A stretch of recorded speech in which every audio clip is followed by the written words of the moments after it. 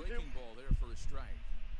His command It's just DUI, listen. so far, hitting nearly all of the spots, and that's been a big factor why he's been so successful up to this point. Count is 1-2 now. Halfway to 100 pitches. Here it is. And he struck him out. Good pitch there as he registers.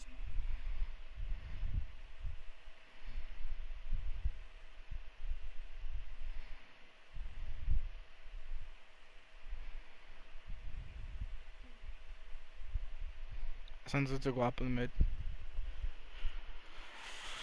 Oh shit. His 8th punch out of the ball game. He's ready. Here's the first pitch. Now Oh wow, he got a fucking blooper. into left field. That's a base hit.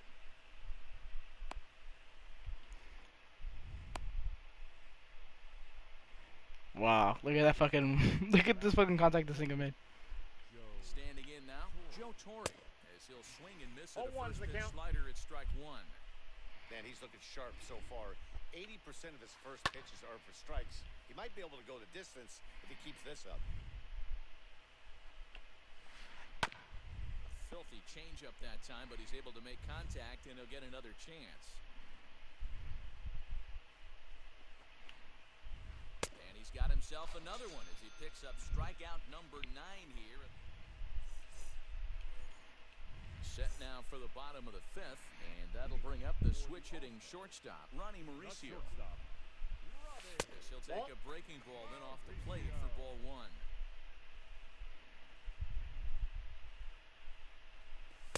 That misses. Inside, ball 2. And how about the uncommon patience for the rookie in a big spot right here? These have been some tough pitches to lay off. And a good comeback fastball there. It's 2 balls and a strike. This lineup is flailing right now. They're having a hard time just making contact, let alone putting the ball in play. Pussy ass And nigga. that's the first out. Next up, Corey Hunter looking to put the ball in play here. He went down on strikes in his first at-bat. In there, 0-1.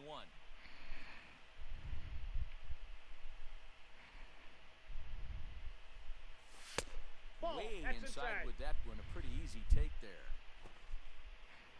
1-1. Here it comes. 1-2 now. Wow. That's in there at the knees. Hey, I couldn't tell from up here if the hitter was taking all the way or sitting fastball and just got knee buckled. Either way, that was a really good curveball right there. Move on to the next pitch, but have that in the back of your mind.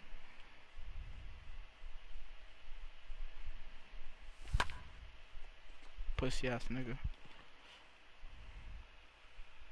Dominguez in a few steps as he takes it. 2 down. Stepping up is Jordan Groshans. Comes into this at-bat 0 for 1 in the ball game. First offering on its way. That's a ball and no strikes. Counts 1-0. Stayed up in the zone. You can see he struggled with off-speed pitches. Let's see if he can find the feel for that thing moving forward. 2-0 now. You can throw a pitch right here. Oh no. That shit's so slow. This offense has just been flailing at the plate all game long, so it's no wonder why they've only been able to pick up 1 hit so far. I'm not seeing much of a game plan from these hitters. Here now the 2-2. Swung on and missed. Damn, that was a dirty ass slider.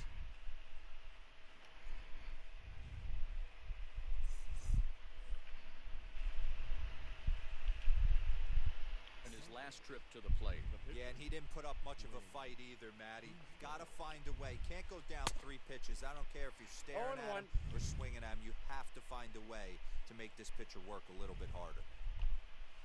Now a swing and a miss. And things are not looking real promising. Right here. Down 0-2. Hey, I get it. You want to be aggressive, but man, these guys are swinging at everything. Wow. Put a curveball down the fucking middle. He's there and he makes the catch for the out.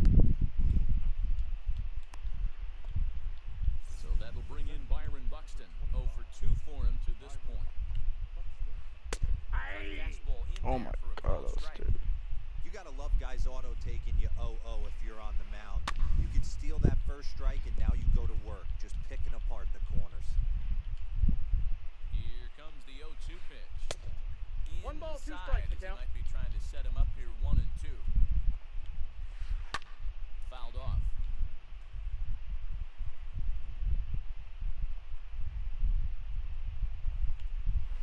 Got him. And that's the third time we've written a K next to his name in this one. Wheels and deals. Here's the first pitch. Jason Dominguez is in for the third time as he swings and misses at that one. It's 0-1. Fouled away. Looking to send him packing again. The count is 1-2. That outside corner, but he couldn't quite get it there. It's 1-2. And yet another strikeout here. His 11th of the ball game, and this one ends the inning.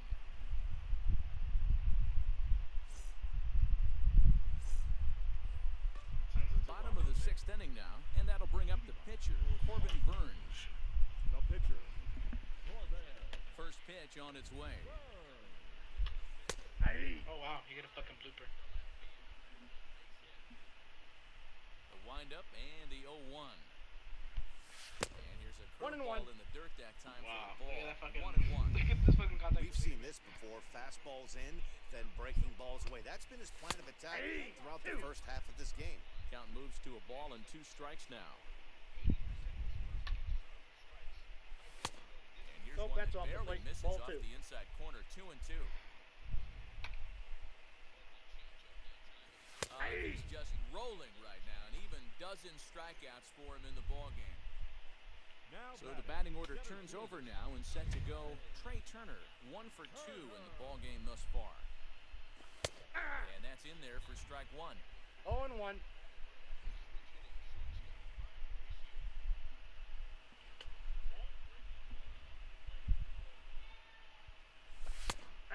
Strike 0-2. This is one of the things that makes him so effective as a pitcher, able to pound the zone with all different options. Now a bunt attempt here. Mauricio is there, and he has it for the out. Now batting. The right fielder. Byron Buxton. Now to the plate, here is Byron Buxton. He struck out and popped out in his 2 previous trips. Ready to deliver. Here comes the first pitch. And he'll try to check his swing here, but he'll have no such luck. It's strike 1.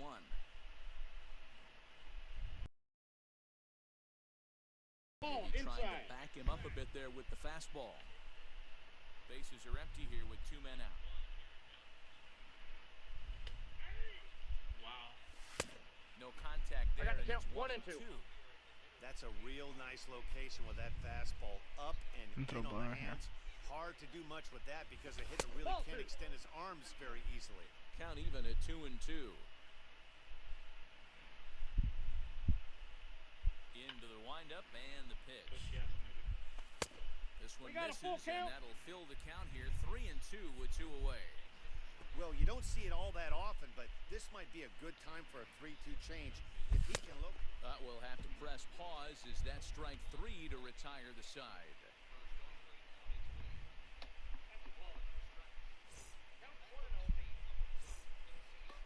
Ready now is Jordan Groshans. He's grounded out and struck out in his 2 trips to the plate.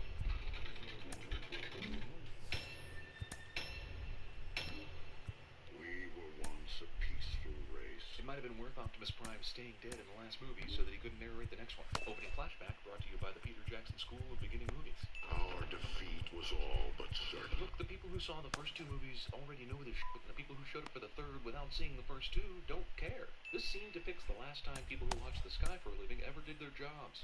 This ship, which was shot on Cybertron, doesn't actually crash from its damage until Earth's moon gets in its way. Abraham Zapruder was always following the president, wasn't it? Movie Forrest Gump's JFK into the film because movies about transforming alien robots need all the authenticity they can computer generate. Real JFK was quite the transformer himself, so it seems. And he'll try to pull back the swing, but he'll do so Fake moon successfully landing. as that's ruled a strike. Also, did we have to relive the events of the entire moon landing? Couldn't we have just started right here and went straight to the part that is so important to the third Transformers film? Santana is after it. He's out. First is in time, 1 down. If he's on the far side of the moon, So why can next NASA to still bat will talk be to him just Ronnie fine? Does Sam have a chocolate-coated out in his or his last something? debut. Why do babes want to bang this guy? The scene does not contain it. Oh, who am I kidding? Even I can find something to enjoy in this scene.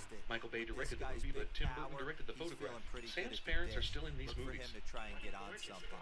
No one said this movie was subtle. Yesterday, that one was in my underwear drawer. Well, you have to cut these robots a break.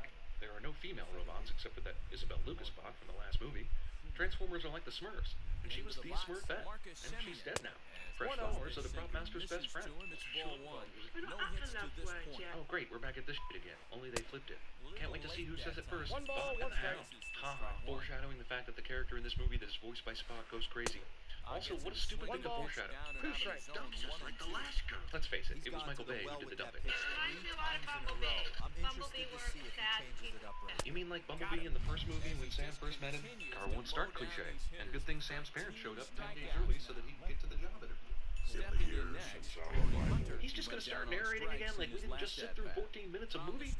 Earth has seen much change. Energon detectors guard its cities now. Only in the United States, apparently, because the Decepticons show up wherever they damn well please everywhere else in the world in this movie. Let's not piss off just one Middle Eastern country. Let's piss off all of them. Transformers fool the first checkpoint soldiers with a decoy car, but then decide, okay, let's just kill the arguably innocent humans at the second checkpoint. The facility's name is Chernobyl. Here we go dragging Chernobyl into this. that ball That went thing out. melted down in 1986, and it's been toxic to every movie it's been in ever since. 3 movies in, and the humans are still wasting precious ammunition firing human bullets at alien Transformers. Optimus Prime is fine just chilling and driving while the Decepticon destroys the entire building. The hell was that?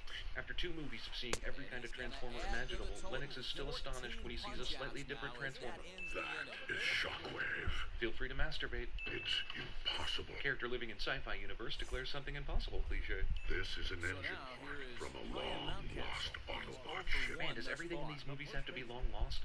Can't anything just be recently lost? Or always unlost? None of the Autobots or Army guys hear these bullets being fired. Job interview montage. Good spot to be in right now as a hitter. Potential employer has inside information that the FBI was looking for Sam at one point, but not the inside information that it's because he was a friend to the alien Transformers who saved Earth. And that's all been explained. Well, obviously not. Was Christopher Walken not available to take this bullet for John Malkovich? World's most famous extra takes his time crossing the office to maximize screen time. Also, Catherine Keener isn't possessing John Malkovich to have sex with Cameron Diaz in this scene.